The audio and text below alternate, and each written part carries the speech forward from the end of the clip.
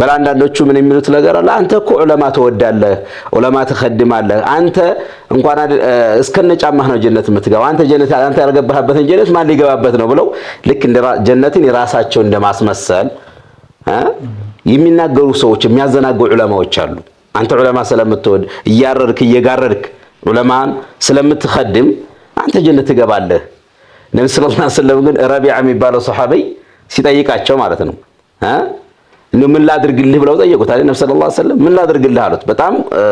ኸድማ በረንዳ ያደር ነበር ይخدማቸው ነበር አስአሉከ ሙራፈቀተከ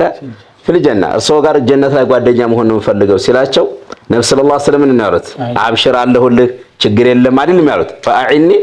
አላ ነፍሲከ ቢከثረት السجود ሱጁድን በማብዛት እገዘኝ ነው እንጂ ያሉት ነብዩ ሰለላሁ ዐለይሂ ወሰለም ግን በዚያ ተቃራኒ እኔ ያለሁልህ የሚል አካል አለ እንዲህ አይነት ከኢባዳ ከዲን የሚያዘናጉ ሰዎች ዑለማ ተብዮችም አሉ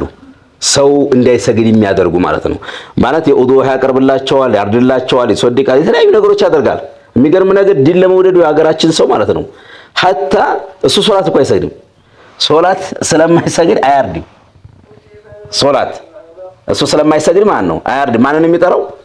ሶላት የሚሰግድ ቃልቻ ወይም ቃዲ ብሎ ነው የሚያሳርደው እሱ ያረደው እንደማይበቃ ይረዳል ያውቃልና ማለት ነው ረዱልኝ ነው የሚለው ያን ማስረጃ ነው ሶላት እንግዲህ መተው ከባድ እንደሆነ የሚጠቁምና እነዚህ አካሎች አርዶ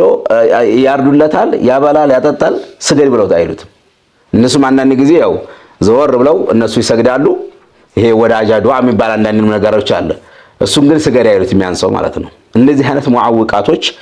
የማዘናጋት ነገራቶች አሉ ማለት ነው የሚናገሩ ሰዎች ባለመኖራቸው በስገዱ ባለማለታቸው ቅድም ያው ሼክ እንኳን አይደለም ትልቅን ህፃንን እንኳን 7 አመት የሞላውን ስገዱ ብላችሁ ዘዙ 10 አመት ሲሞላው ግራፉ ብለው ነብዩ ሰለላሁ ዐለይሂ ወሰለም የተናገሩበት አሉና ሌላም የተለያዩ ሙዓውቃቶች ከሚጠቀስበት እኔ ቁርአን አልቀራሁም የሚል ነገር ለምሳሌ አንድ ሰው ቁርአን አልቀራም ፋቲሃን አልሐፈዘም ፋቲሃን ከቻለ ሐፍዞ ይቅራ ካልቻለሳ መጻፍ ከቻለ ጽፎ መቼም ፈተቁላህ መስተጣዕቱ ነው ያንም ጭራሽ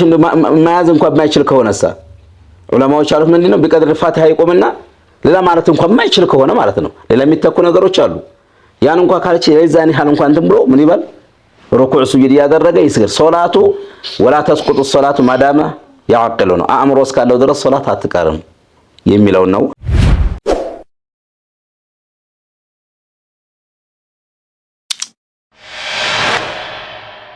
نصيحتي إسلام يوقف